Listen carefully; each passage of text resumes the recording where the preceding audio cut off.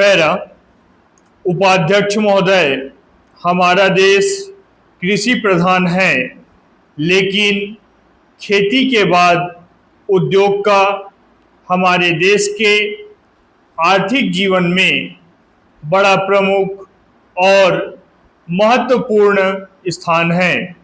आज़ादी के बाद देश में बड़े बड़े और मौलिक उद्योग धंधे खड़े किए गए हैं, जिनकी बहुत आवश्यकता थी।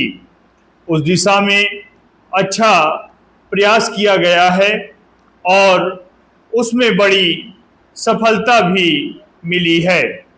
लेकिन जहां बड़े बड़े उद्योग धंधे खड़े हुए, वहां छोटे छोटे उद्योग धंधों की, खास तौर से उन उद्योग धंधों की जो देश में परंपरा से चले आ रहे थे, बड़ी उपेक्षा हुई।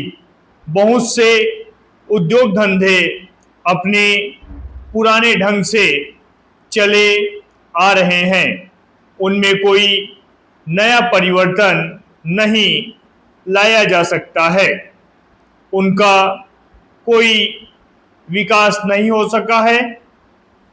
देश की स्थिति को देखते हुए, खास तौर से ग्रामीण क्षेत्रों में कौन से नए उद्योग धंधे स्थापित किए जा सकते हैं, इस बारे में कोई अनुसंधान नहीं किया गया है। खादी और ग्रामोद्योग कभी ना स्थापित किया गया और उसने खादी और कुछ ग्रामीण उद्योग धंधों को लिया, लेकिन उसकी भी कुछ सीमाएं हैं।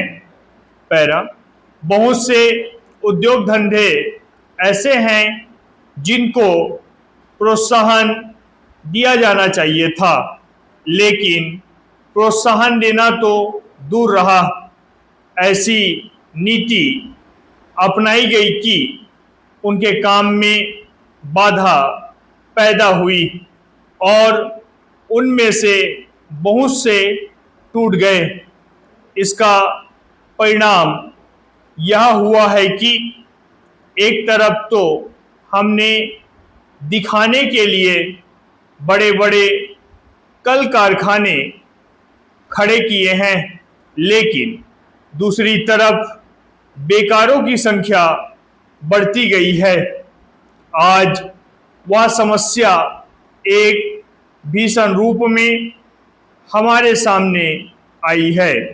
यदि हम छोटे छोटे उद्योग धंधों को, खास तौर से कृषि से संबंधित उद्योग धंधों को बड़े बड़े शहरों में नहीं, दूर दूर ग्रामीण क्षेत्रों में नहीं फैलाते हैं, तो इसके दो दुष्परिणाम होंगे।